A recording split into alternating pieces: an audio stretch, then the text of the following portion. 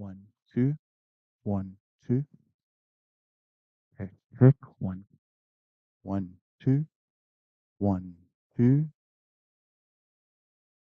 Check, check. 1, 2. Testing.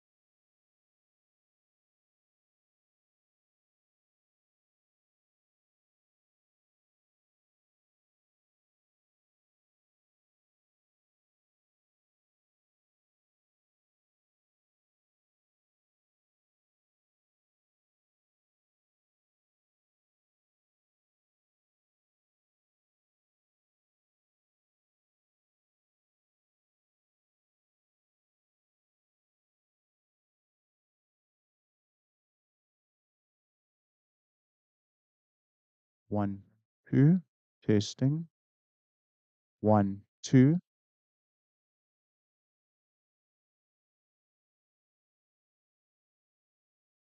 1, 2, testing.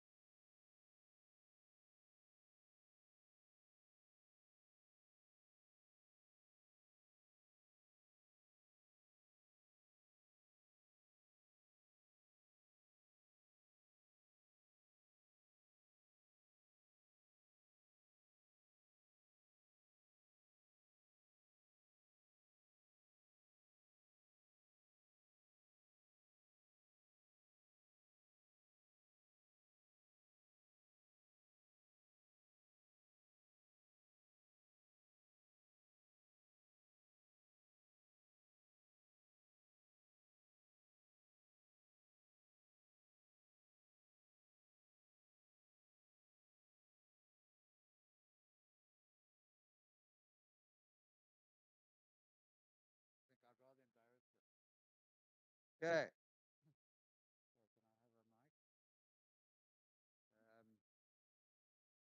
Okay. Mike, no mic. Mike, what? The mic's working or not working? No. It's working. Okay. Okay. Good morning, everybody. Oh, that's working. Um, Welcome to Granny's birthday. And and it's Granny's birthday because it's Granny's birthday. And it's Granny's birthday because she loved her birthdays. And there were special occasions. We were all bloody summoned to her birthdays. Sometimes 30 of us and or more. But this is her birthday. Come on, doctor. You're the only one who's like genuinely has to be here. So, so we are starting a little bit early, but I see that everybody is seated. So we going to get underway. I'm just going to explain what the order is. So I'll say a few words. I'm afraid for me it's quite a long speech, but there's 98 years to get through, and I'm going to go through them in detail. Um, and then the grandkids will talk, and we'll start with the oldest, which is Jono, and then on to Marky, and Gail, and Trevor, and then Justy. Justy's come the furthest. Uh, he's come all the way from Vancouver, which is, what did you say to me the other day? It's the antipole. So he's come from the furthest you can get. And then I'm going to hand over, then I'll take back the mic and hand over and introduce Jenny, and I'll read out something from my two younger daughters, from Josephine and Isabel. And then Jenny, who's been a friend of mother's for I don't know how long, 60 years, amazing, integral part of the family, followed by Jill, who has been an absolute star and looked after a team of people that have cared for mother over the last 4 or 5 years. It's been incredible. And then we'll finish off the formalities with my older sister, Jenny, who will say a few words of thanks to the team. And then you will see there's a birthday cake.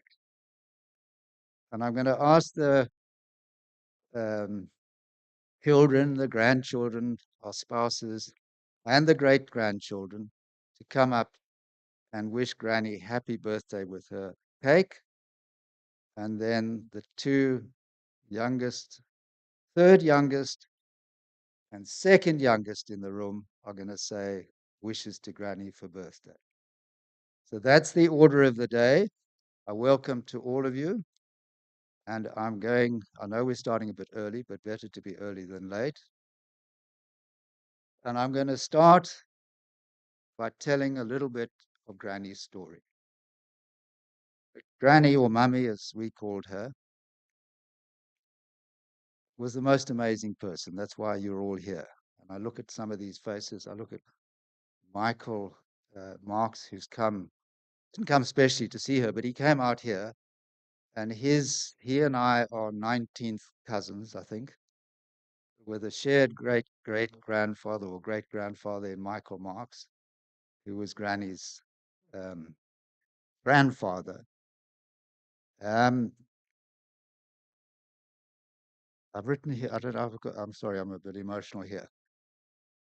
The point I make about Granny and her birthday, Granny is an amazing contradiction. She was a fierce, powerful, terrifying woman to some of us, and yet, to Danny and me and all of us, and yet incredibly fragile.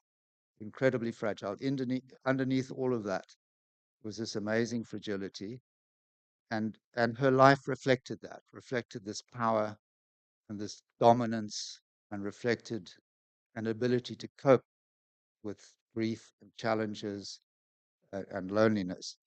And I've written here, she liked her schmaltz in small packages. So she could be incredibly emotional, but for a day.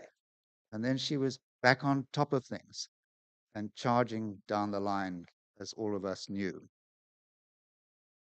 So Anne Esther Lasky was born in 1927 in Manchester. She moved to London, I think round about 1935. I'm sure somebody's read a book that gives the exact date, but somewhere around there, she moved to London. And on the one hand, she was surrounded totally by this huge family, the Marxes, the Seifs. Her own mother, Elaine Blonde, was a tour de force.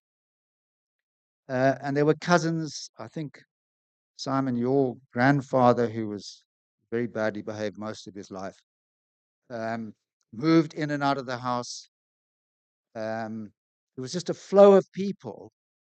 But in her own personal life, she was summoned to see her mother at 6 o'clock in the evening for 25 minutes. So you have this incredible kind of balance of flow and vivacity, and yet a strict Victorian upbringing. 20, 25 minutes, and then back upstairs with the nanny and have your dinner and go to bed. So that was Mummy's childhood. She then was obviously staying in London, lived through the Blitz, was evacuated twice as a little girl with a string around her neck, her and her sister with their names on it, put on a train and sent out of London. And then when the German forces didn't bomb, they brought her back to London, and she was sent out again a year or so later and ended up in Cheltenham.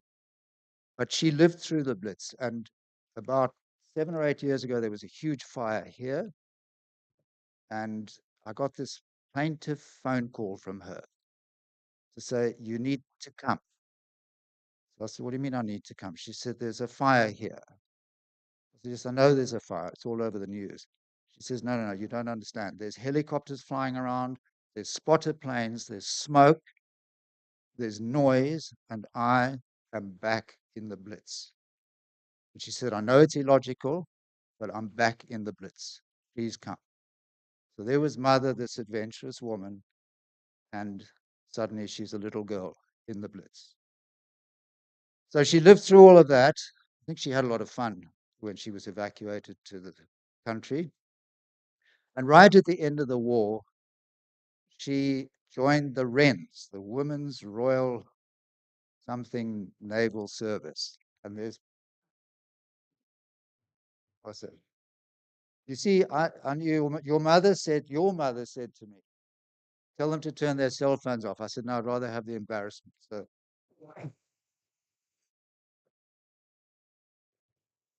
So she was an electrical engineer in the Spitfire service.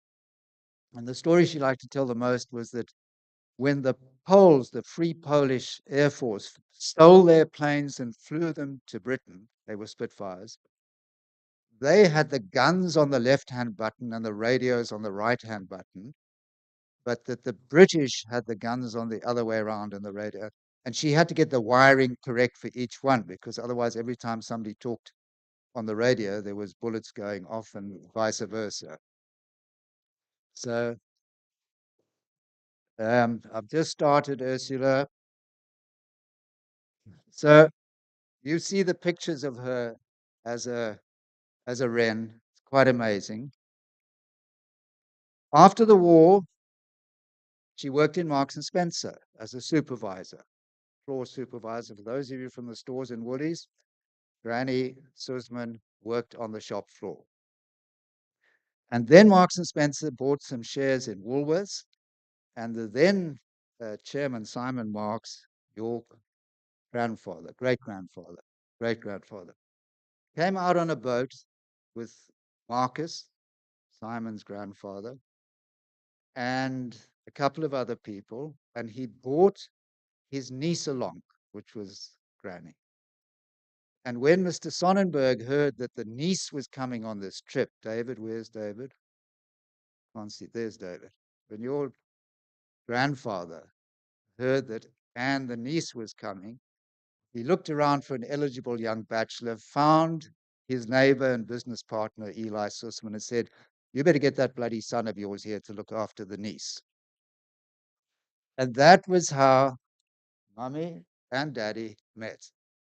Anne and David Susman, bringing Marks and Spencer and Woolworths together.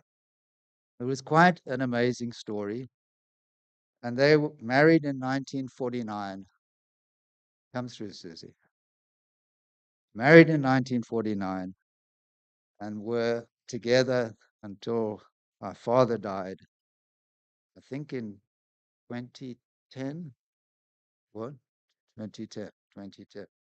So, what an amazing story that was. They married after that trip here. Sorry, Susie, my fault. I started early. And welcome. They've only just come from London, so it's actually fine. Well, um, so they then moved to Israel, where Daddy fought in the 1948 war. And I was born in 1950 in Israel. And I had a very, very happy first 6 weeks, other than that she starved me. And what she never worked out was that liters weren't the same as pounds in ounces. And she fed me the littlest one, not the biggest one. So evidently I was screaming and shouting. And she just got so fed up. She said, I want to go back to my mummy, and went back to London after 6 weeks. So that was my time in Israel, mostly 6 weeks. And back they went to London, and where my father worked for Marks and Spencer for a couple of years. And David, your father, I think at the time, was moving into chairmanship of Woolworths. But M&S wanted to change Woolworths.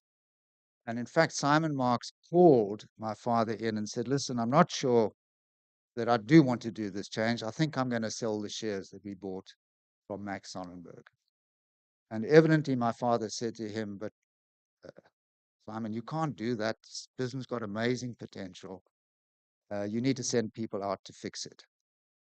So Simon, who was 4'6" and cross, what I call a good retailer, 4'6" and cross, said to my father, David, right, you go, take your wife, take your family, and out to South Africa.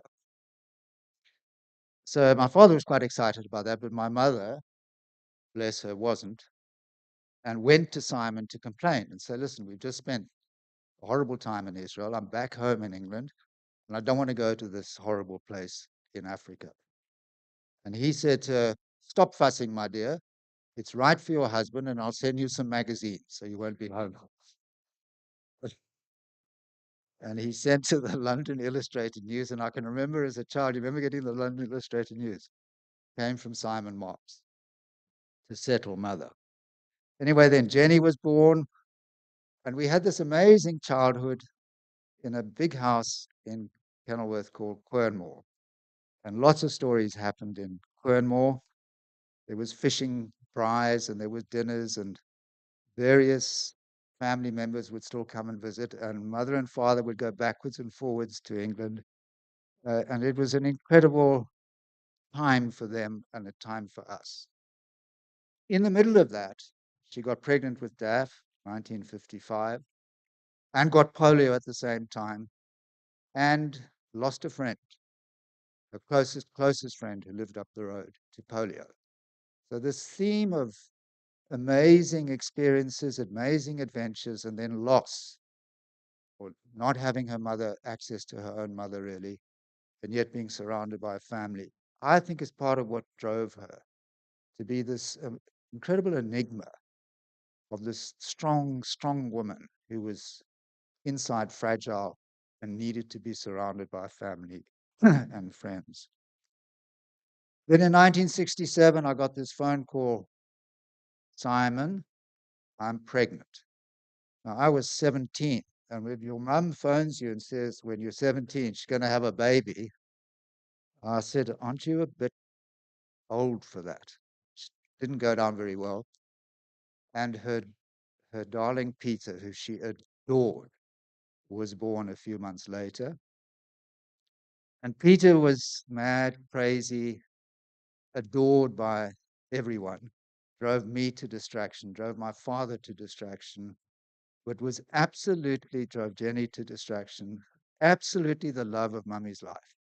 And such a contrast to all this discipline and process, and you got to be there for Saturday lunch and you got to be there for Sunday this. Peter was just crazy and charmed everybody. And Simon, you and Peter had a very special relationship, as did a few others in the room, Bettina and many others, and lovely messages I've had about, from Peter's friends.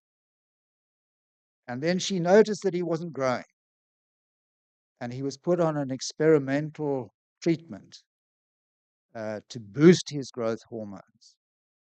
And the irony is that there were risks in that treatment, and she spent her whole life fearing that Peter would get ill. And in the end, he got ill and he died in 12 hours from something completely unrelated, completely unrelated. So Peter was the great, great loss and tragedy of mother's life. But she lived on. She lived on in his memories, and she lived on and allocated to herself special times to think about Peter. So she thought about him every night. She read the book that was written for his, like a booklet for his memorial every day. And on his birthday, on the day he died, she would spend the whole day looking at videos that he made, videos of him, reading his own writings, and just kind of went into her grief in a way that was quite amazing. And the next day, she'd be up and saying to each of us, "When are you coming? I haven't seen you. You need to be here." But she would handle her grief in this incredibly personal way. I'm nearly there. She loved going to the stores. She caused such trouble in the stores. She would criticize everything. Judy, where's Judy? There in the back. Why have you got this at the front? She went into one store which shall be nameless, Steenberg store here. And there was something wrong. I'm sure it wasn't in your time, Judy, with the store. And she said, "I need to see the manager." Now that's like quite nerve-wracking for the manager. So the person said to her, "Which manager do you want to see?" Now Steenberg is like a tiny little store, and there can't be that many managers in Steenberg. So she says, "What do you mean, which manager? I want to see the manager." So the person who was talking to her said, "Well, there's a couple of managers. Do you want the downstairs manager, which is like the shop floor, or the upstairs manager, which is the guy who sits in the office all the time and never does any work?" So she said, "You better call the upstairs manager downstairs so I can talk to him." And there were dozens of others. She got arrested in Claremont store, Cavendish, for stealing a box of tissues. But she hadn't actually stolen them. And when the manager came down, she was checking the color of the tissues to her handbag or something.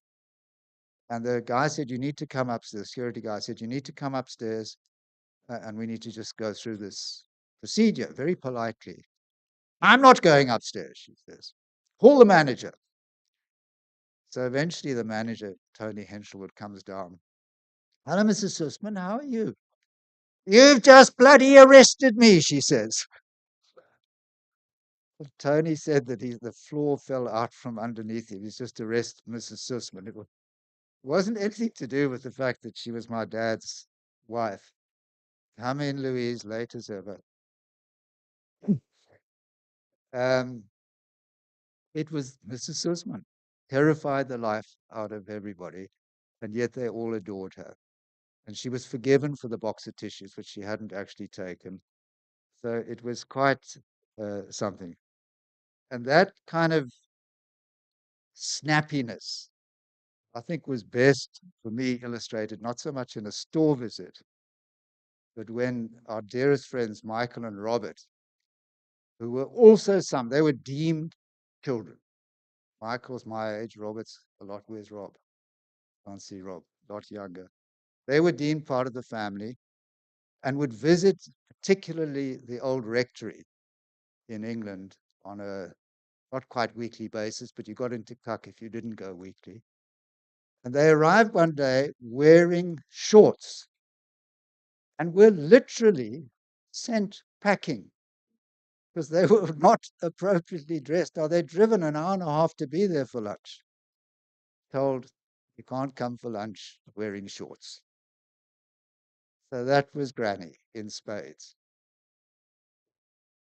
So then her life moved on and she came here and she decided in 12 hours, aged 86, about to get on a plane that evening to buy a house here. It was quite amazing. And still traveled backwards and forwards, made lots of new friends here, became, I think, and I see a few faces here, neighbors of Mummy's, a real character around the place.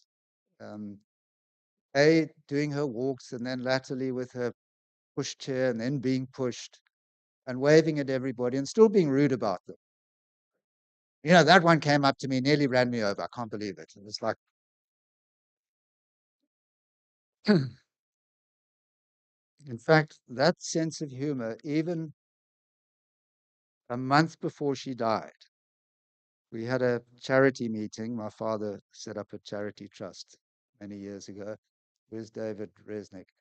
And in the meeting was a presentation from one of the fund managers. And he was really the 361. And he was really there, selling his wares and doing a really good job. And his investment portfolio had actually done quite well. And she's sitting there and she's now frail and aging.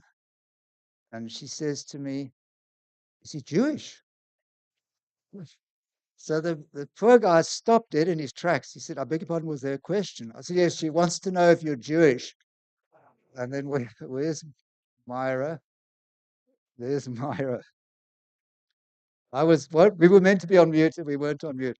And then Bernard says to her, um, she also wants to know if you're free for dinner on Friday night. So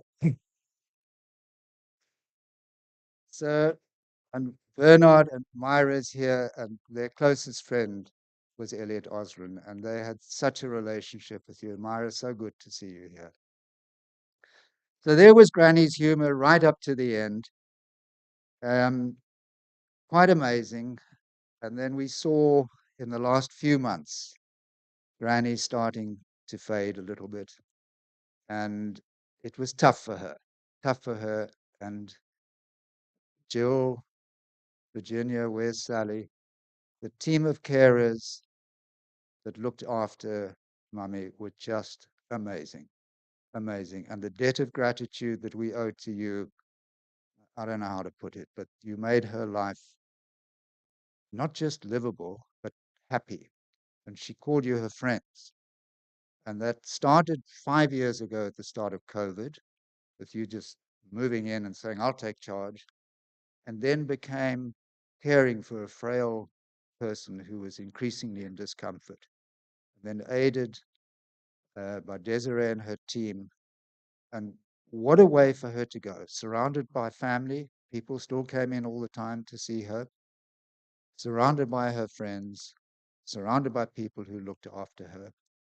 And apart from just a few difficult days, she lived the most amazing 98 years, 97 years and 11 months. So that's all I want to say about my mother, Mummy, other than I bear my own scars because when I was about 11, she chased me around the garden with a high-heeled shoe, but she had one shoe on and one shoe off, as only Granny could have done. Never caught me, fuming with me, and we both ended up in hysterics on the lawn with her one shoe on and one high-heeled shoe off. And maybe that's Granny. So thank you all for listening to my story. And I call Jono, and then Jono will introduce Marky, and Marky will introduce Gail, Gail, Trevor Justy, and then I'll come back and introduce Jenny. Thank you.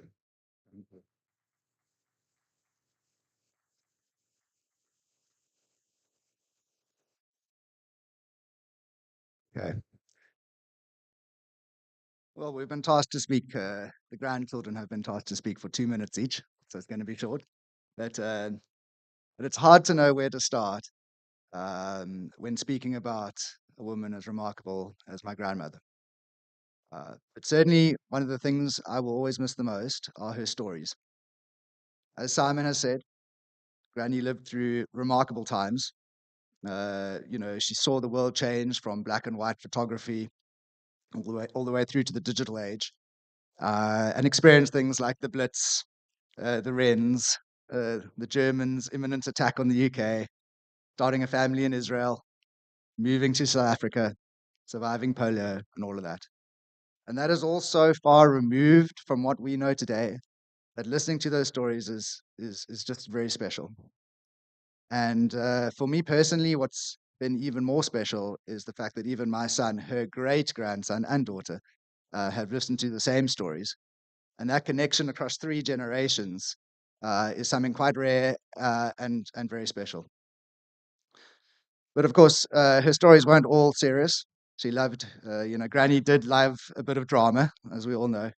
And any event that went slightly out of place, or any great grandchild that was being a bit mischievous, or Marcus jumping off the roof, or Jude jumping off the roof 30 years later, or anything like that would go into her repertoire of stories, which she would tell again and again and again with much relish. And I'll always miss those stories very much. Uh, what I loved the most, or what I'll miss the most probably, is how welcoming Granny is, and how her home has always been a place of gathering. Uh, it's it's it's been very special spending all that time with Granny at her house, but it's also provided an opportunity to catch up with many of you here, where we otherwise maybe wouldn't. Cousins, aunts, uncles, second cousins, family friends we've never heard of. Uh, it's been very special, and we'll definitely miss that. Uh, and the visits to Granny's house, whether or not there were other people there, or whether it was just myself and her, was such a special part of my routine that'll it'll definitely be missed. Granny was a remarkable woman, and she cared greatly about her family, and we will all miss her very much. Okay, now I call on, who was it? Call on Marcus, yeah.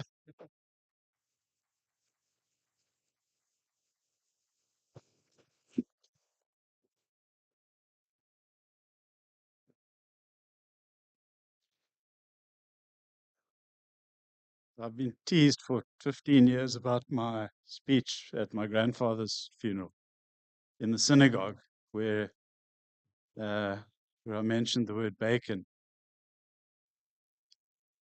and uh, and actually mentioned the consumption of that particular food type. Anyway, in keeping with tradition, I just thought I'd say to everybody who's upset and who missed her and who misses her and wishes she could be around for a bit longer, that she gave us 98 years, and asking for anything more would be considered a little bit piggy.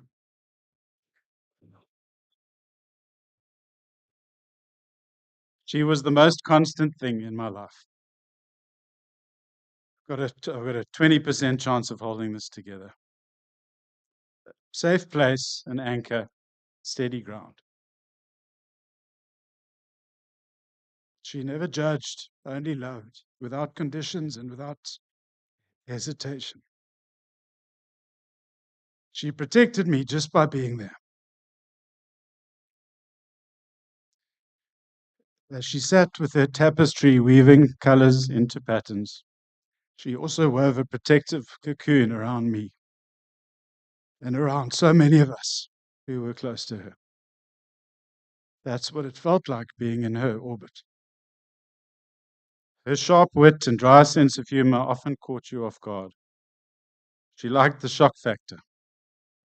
She'd have no problem calling someone the stupidest person she'd ever met or a revolting woman.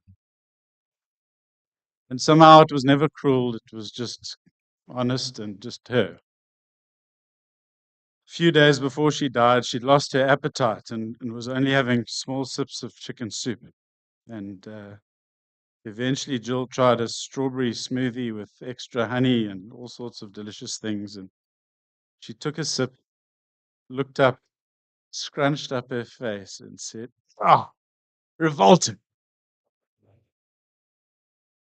She was old school. We'll never forget the way she howled for her poor staff. Staff! But they loved her and she looked after them, buying houses and putting children through schools. And she was tough, but she was tender too. She would cry when you left, when time stretched too far between visits. But if she felt those visits had become too occasional, she'd let you know. She came to visit me at boarding school in Grahamstown. She helped me memorize the menu for the restaurant I was working at in London, a job which she'd found me through her hairdresser.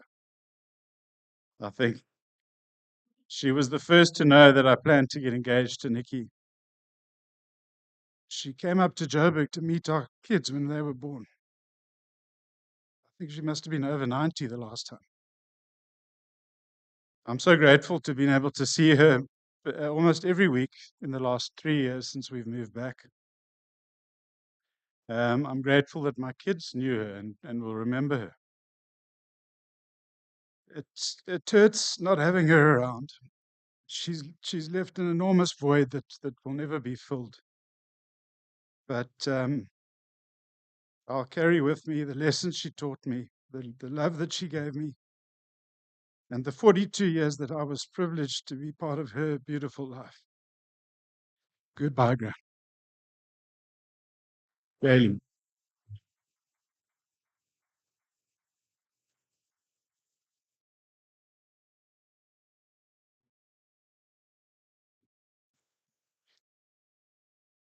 Reflecting on Granny's life, I think Simon encapsulated it so well. The dichotomy, the seriousness and the lightness. And I was reflecting on resolve as a theme her whole life. A childhood many would consider traumatic, war related trauma, of course, family, as you say, very complicated dynamics. But she was resolved through the Wrens, through the very challenging living conditions in Israel. But for me, the resolve was also, you see her with her walker. She pushed herself, the discipline that she had, that resolve kept her sharp, kept her together, kept her around for us. The resolve was doing puzzles into her 90s. The resolve was keeping up with current affairs. The resolve was doing her tapestry, making sure that she focused on all of these activities right into the end. I think we are the only very lucky people in this room to say we have received a WhatsApp from our 97-year-old grandmother. Nobody else has that claim. I mean, what a remarkable woman. I feel so privileged. I would often share with her my travels for work, and she would say, "Yes, I know about that conflict, Nagorno-Karabakh, between Azerbaijan and Armenia. This is incredible." Her progressive, open-minded way of thinking right until the end. And this is something that I will always treasure. Thank you. I call upon Trevor.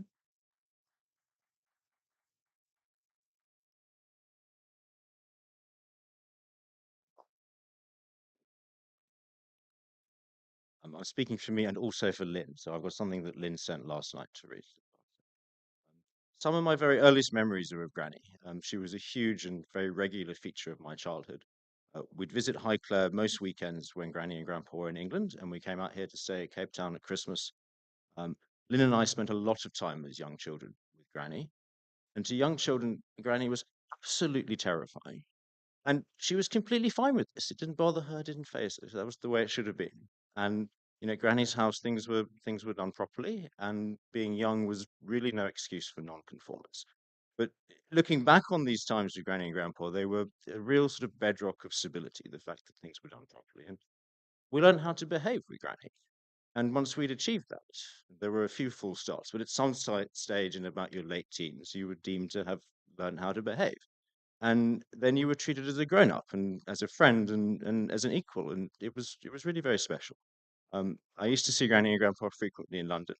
But after Grandpa died, we became very close. We had a standing dinner reservation on a Wednesday evening when she was in the UK. I was finding my feet having done a new job, and she was sort of crafting a new life for herself without Grandpa. And we had such fun. She was mischievous. She chose restaurants that she knew Grandpa wouldn't like because now she could. And we'd laugh and we'd criticize and we'd tell stories, and she had so many stories. She was genuinely interested in my work and personal life. And then I moved overseas and we kept it up by phone and in London on my frequent trips there. And much later on, she was so welcoming of Susie into her life, and actually trips to Granny with Granny were a large part of our early years together. Um, so Granny, thank you. Thank you for teaching me so much. Thank you for treating me like a grown up even before I was one. Thank you for always showing an interest and for being such an impeccable and generous hostess. We've met so many interesting people at your houses. And thank you for living such a long life. It's really remarkable that I'm 40 saying this and speaking about my grandmother who's just left us. It's impossible to state how big an influence you've had on me in my life, and I'll miss you terribly.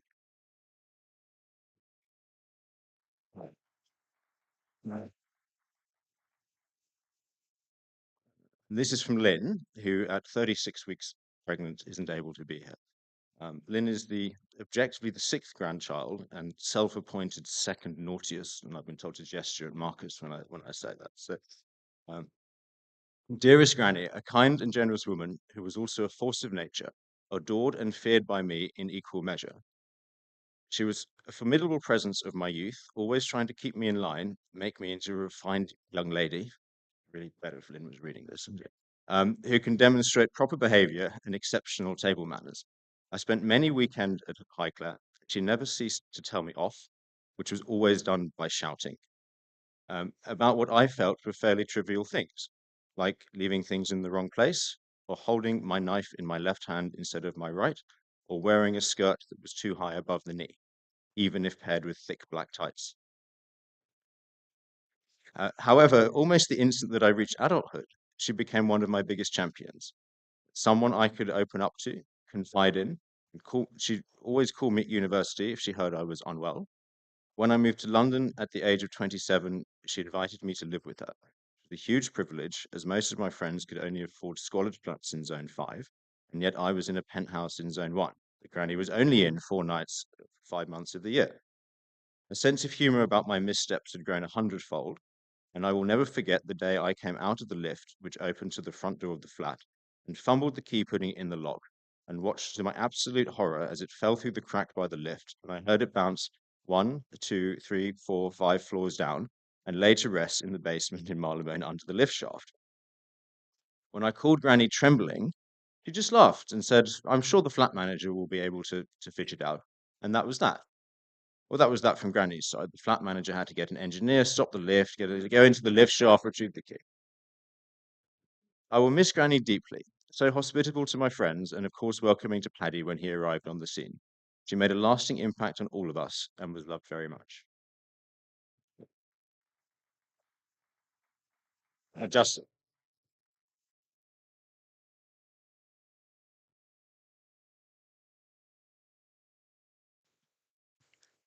Um, my memories of Granny are kind of in two phases of my life.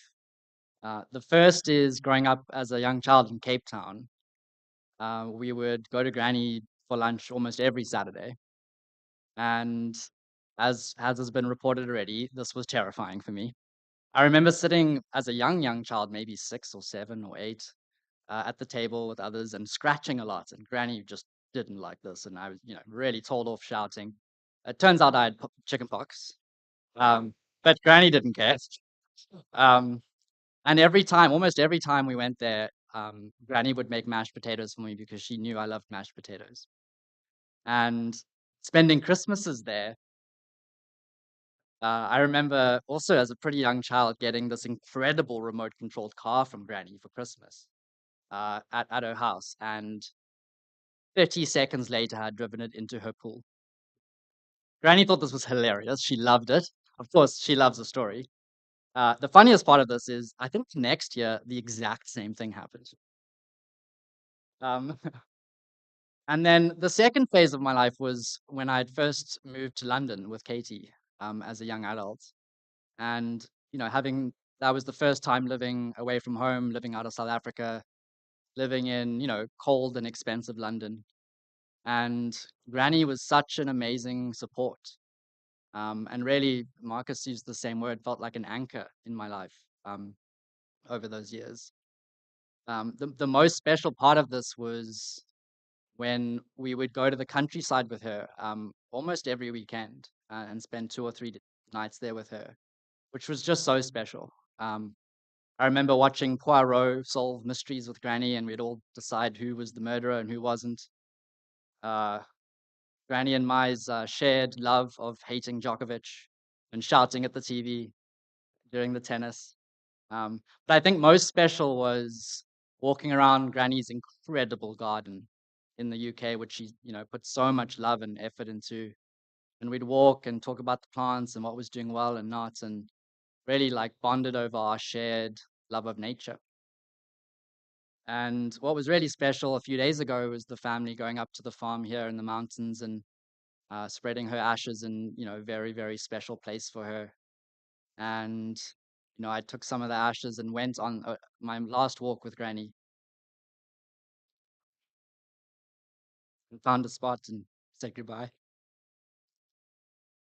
And yeah, so, to Granny, thank you for all the mashed potatoes. Thank you for the love and support over the years. And I think most of all, thank you for being such a good gatherer of our family until the very end, including today. I'll miss you very much.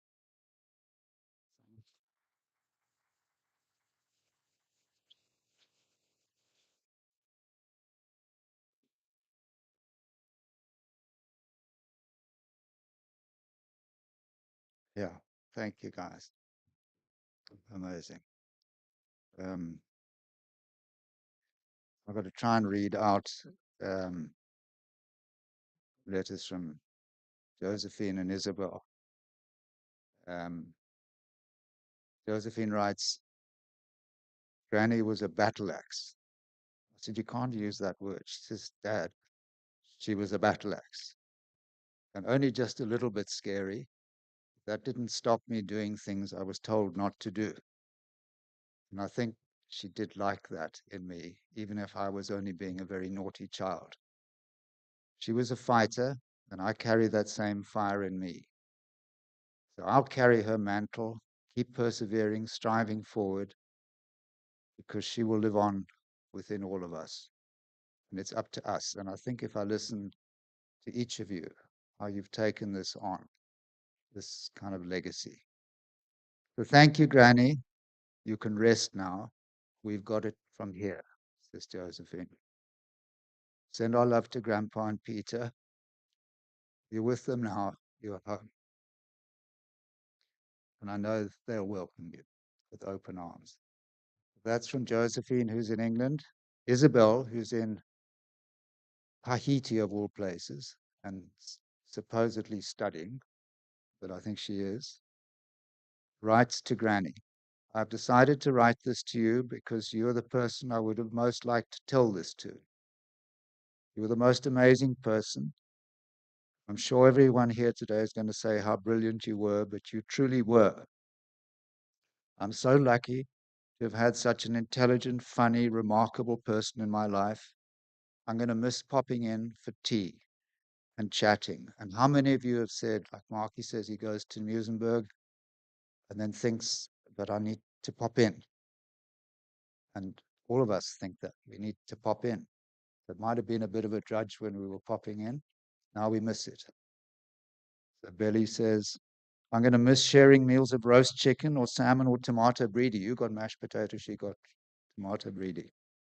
I'm going to miss your clever remarks and quick jokes. You somehow had the most amazing ability to know something about every single member of our very large and very extended family. I'm grateful that I got to complain with you about the Steenberg baboons, the ghastly weather, the loud children, of which I was one. I'm grateful that I got to grow up to know you as a person with a depth and an incredible wealth of stories. But most of all, I just want to say thank you. I was very lucky to spend the last 21 years, I think she means the first 21 years of her life, with you as my grandmother. And I wouldn't have wished for anyone else. As you would always say when I came to visit, I'm all the better for seeing you. And she did say that when we would walk in. How are you, Granny? Or how are you, Mummy?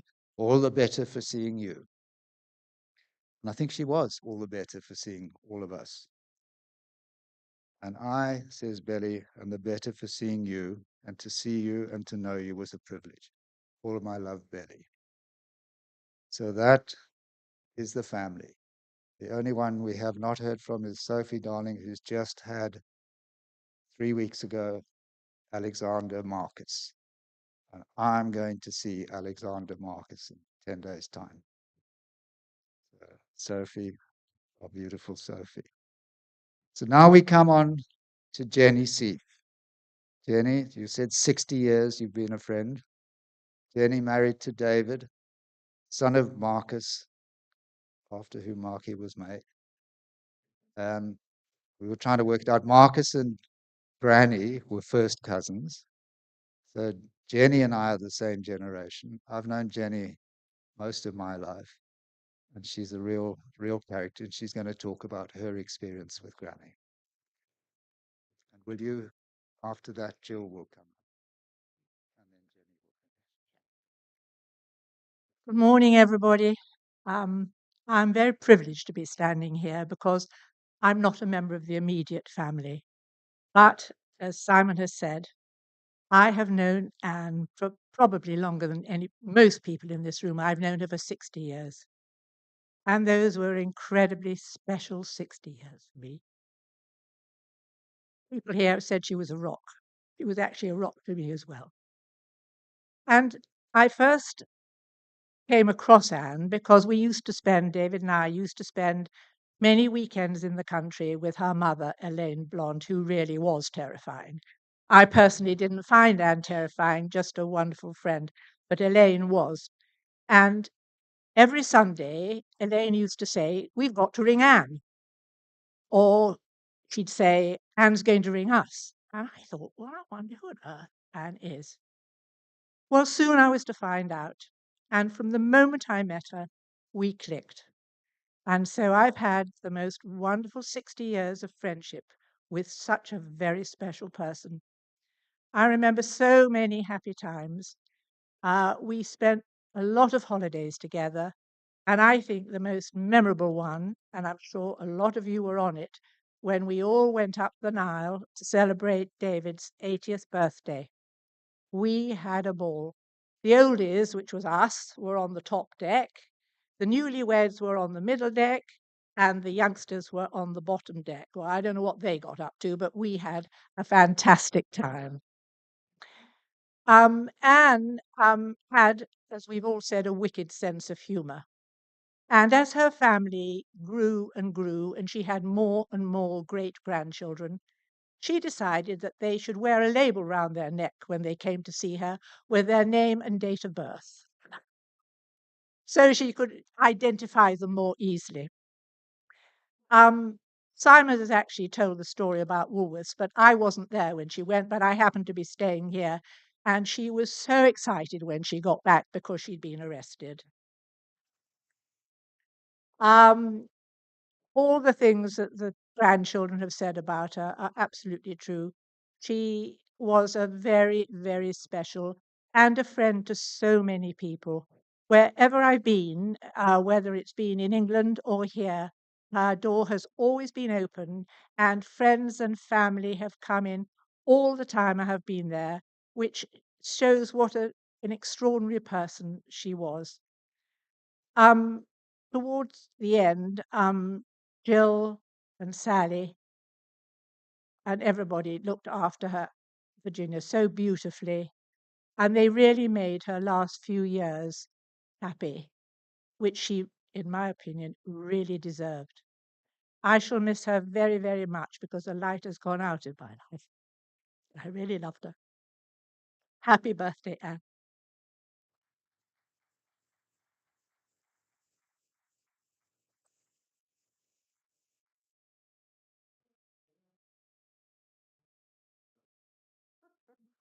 My father used to say, unaccustomed as I am to public speaking, well, that's me.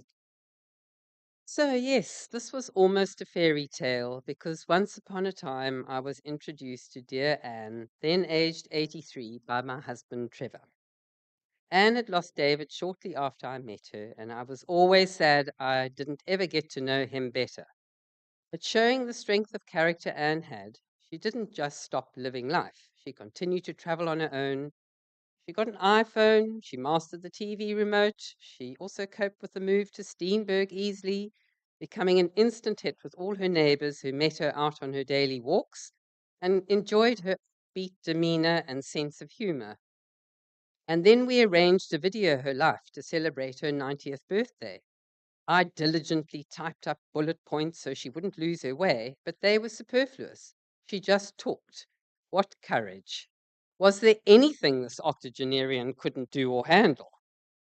Lockdown came, and long story short, Trevor and I moved in with Anne. Not only did I do all the daily chores, but she trusted me to cut her hair. Poor Teresa's here today. She had to fix it up over the next few times. It was an interesting time. There was nowhere to hide, but of course we managed. With the eventual help from Virginia and Sally, and later Barbara and Amanda, the Hardy-Dar birds, we called ourselves. We cooked up a storm as dinner parties started again. Jigsaw puzzling became the new hobby. We went on various jaunts, and Anne paced the streets with her walker, did her steps, or we took her to Pilates. If you want to live to a ripe old age, you've got to keep moving. Fast forward to the last 6 months, where it was obvious that Anne, now almost 98, was not able to keep up with everything. If I found it tough watching her slowly climb back down the ladder, she showed such tenacity and strong will. Over the 15 years, my relationship with Anne developed from PA to companion to carer to all three. I imagine it was how it would have been if I'd had an old mother. We could discuss anything. We had a few spats. She taught me a few lessons. One was patience, and another was that if you want people to keep visiting you as you age, be friendly, welcoming, interesting, and interested, as she was. The thing I'm most pleased about is that we all managed to keep Anne safe, secure, and loved in her own home. And she did live happily ever after. I'm very lucky to have had a very supportive family, Trevor, Jane, and Bradley, who are all here today. Thank you. And to Simon, Jenny, and Daphne, your children and theirs. Sorry. And Anne's friends, who were always there for their mum, gran, and friend. Thank you. Together, we all made sure Anne had something to look forward to. And whenever I smell a rose, hear an owl, roast a chicken, do a crossword, or see a tapestry, and so many other things, I will remember and miss you. Happy birthday and rest in peace.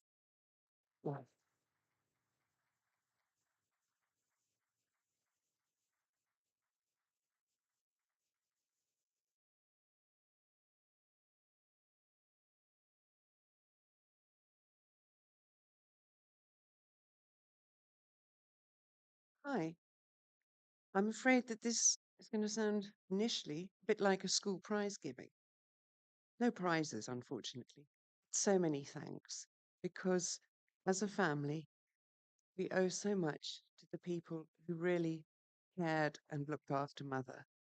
I know a lot of you have already been mentioned, so I'll try and keep this part brief, but it may not happen. Ellen, Veronica, Thelma, who looked after Mother for so many years, both in Marlborough Road and in Steenberg, until sadly the COVID lockdown put an end to their ability to come to Steenberg. But we are forever grateful for how well you cared for her and for the whole family and for the visitors, for everybody. Jill and Trevor.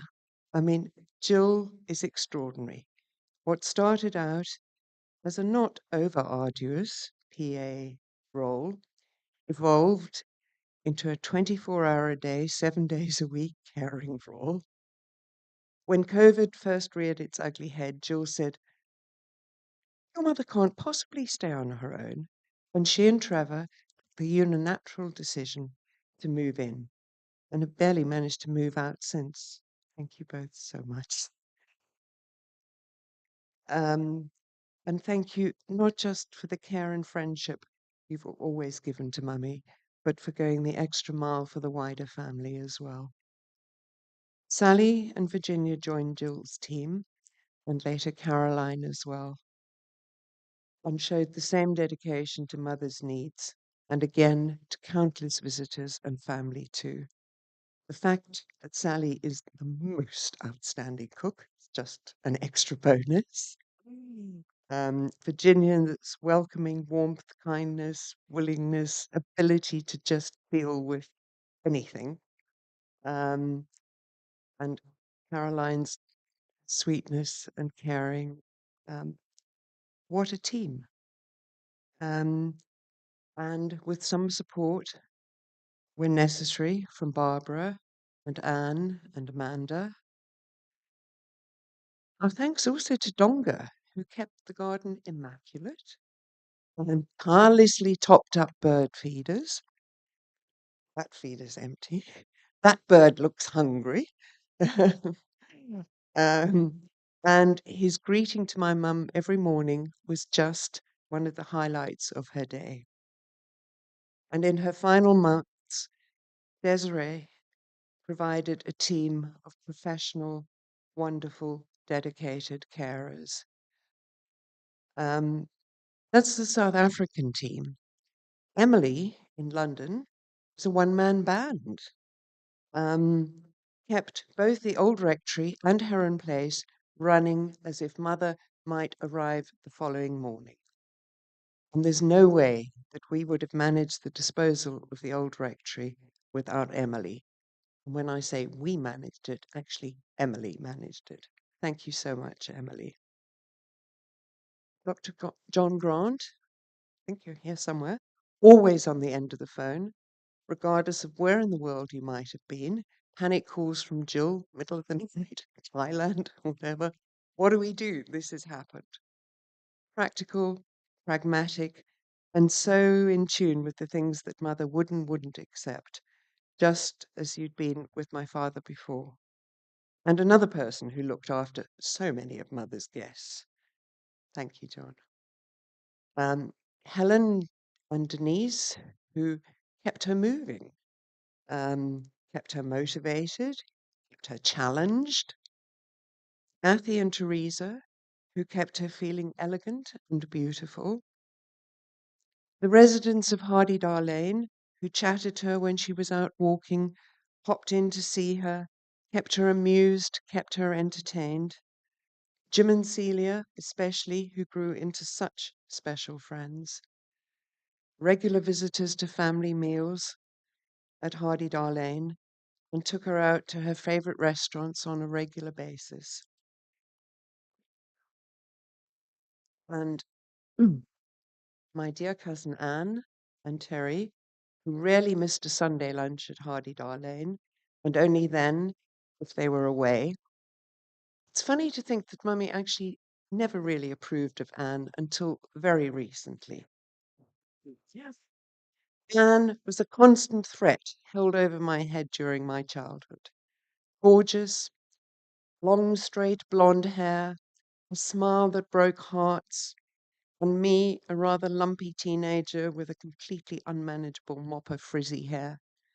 And I was told, if you keep behaving like that, you'll grow up just like Anne Rabb.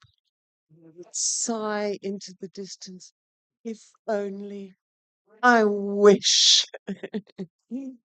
Michael and Robert, who phoned without fail every week. There are so many people to talk about and to thank, but it's probably time to talk a bit about Mummy. We had an up and down relationship. I was always a bit of a rebel, possibly following my cousin Anne Rab. When I started at Herschel, age 5, I used to walk to school on my own. It wasn't a particularly long walk, but the way home was up a very steep hill, and I was quite little.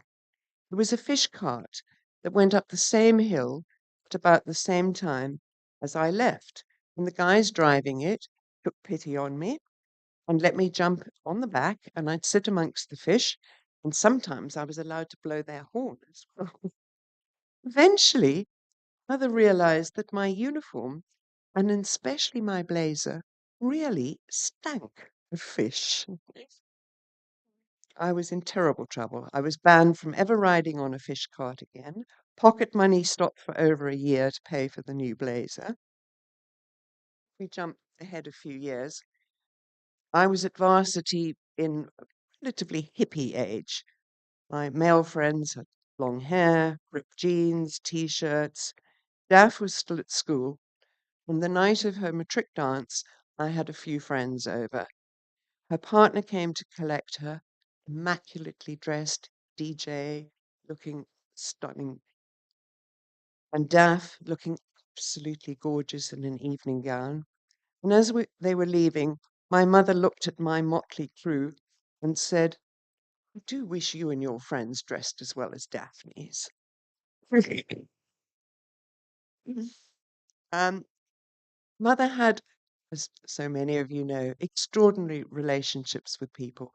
One of her closest relationships was with her beloved sister Sue.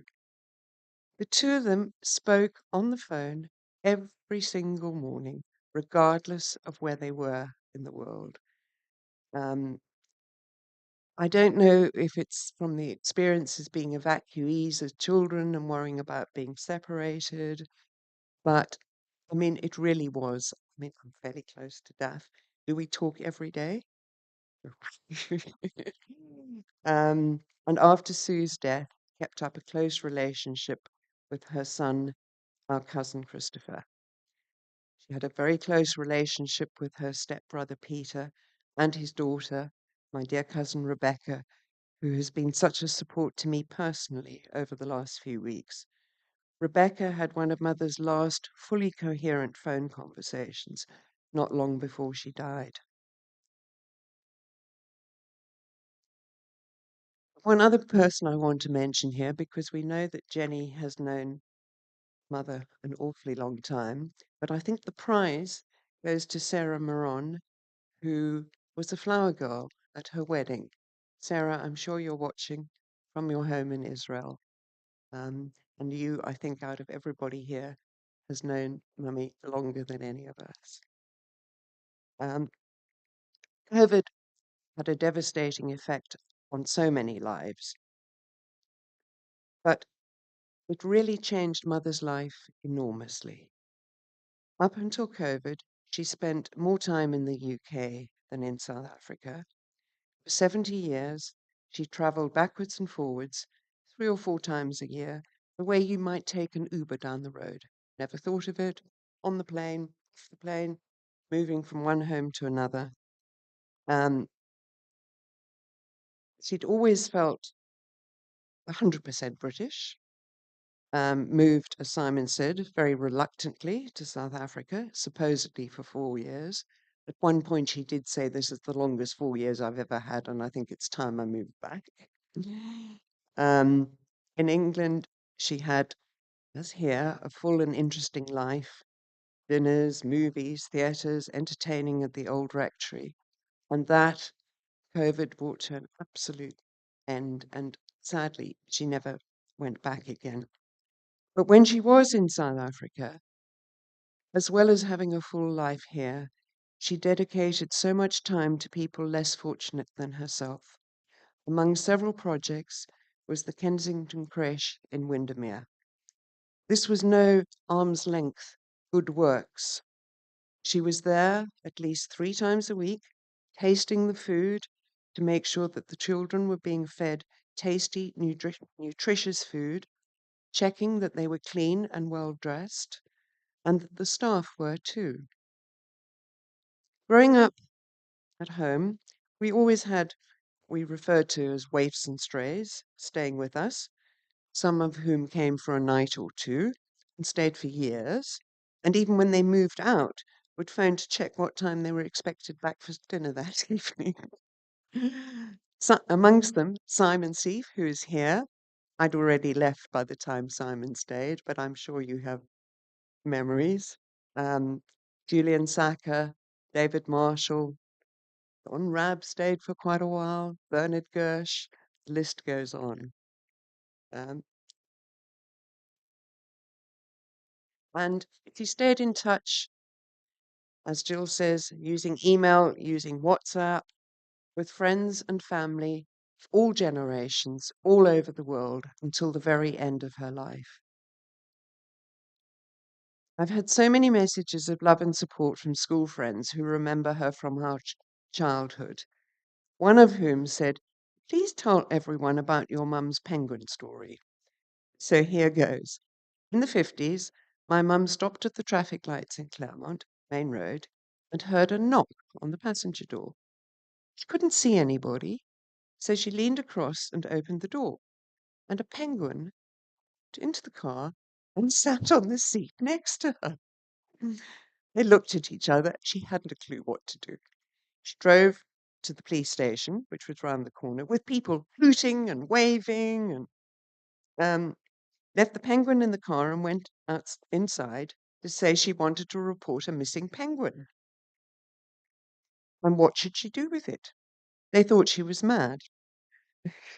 So she asked if she could phone her husband, who also thought she was mad, and said, "I'm in a meeting," and put the phone down. So she drove home with it, more hooting and waving, including one bright spark who pulled up alongside her and said, "You know, there's a penguin sitting next to you."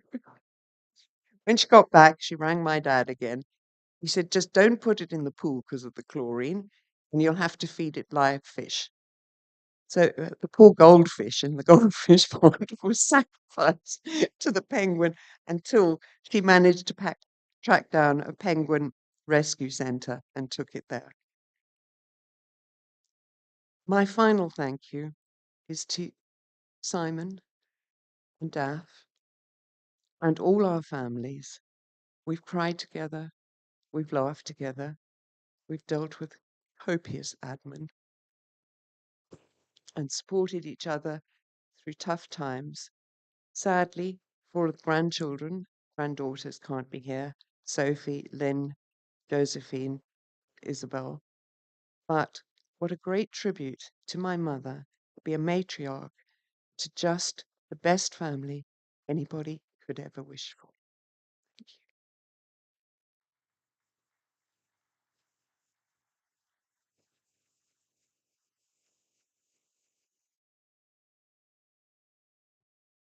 Thank you, Jenny. Thank you, two Jennies. Thank you, Jill. So that is the end of a very long ceremony, nearly. But the ceremony reflects a very long life, truly. So we're going to now light the cakes on the candle for Granny's birthday. What? I'm getting old. I'm allowed to make mistakes. And I think who's going to light the candles? Come on, Sienna. Light the candles. You have to light the candles.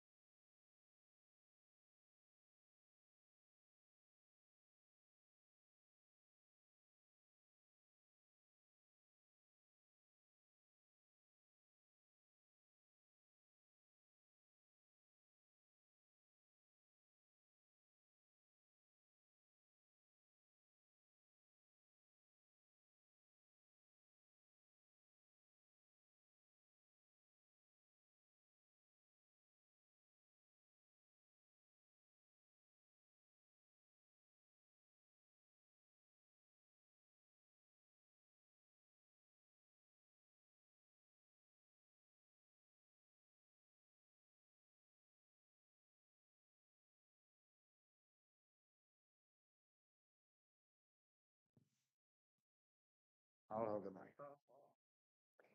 Happy birthday, Granny. I have always enjoyed visiting you and getting pudding after every meal, and admiring the beautiful clothing and jewelry that you were always wearing. I love you so, so much. How good is that? Happy birthday, Granny. We love you and miss you. Thank you for all of the custard you gave me. I hope you left me a lifetime supply. Okay. We bring the family up to come up, everybody, please. Grandchildren, great grandchildren. Jenny, you're a great grandchild. Next, come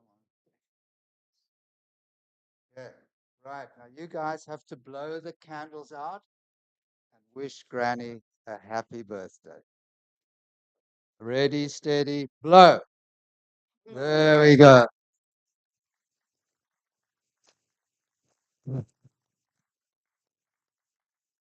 Thank you, everybody.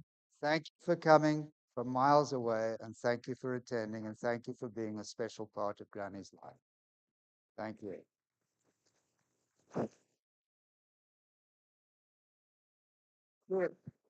No more. What?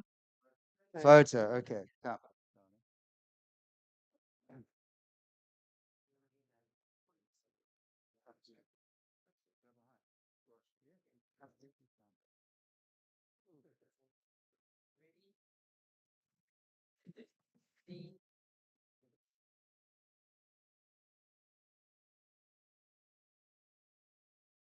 Ceremony, you can go now.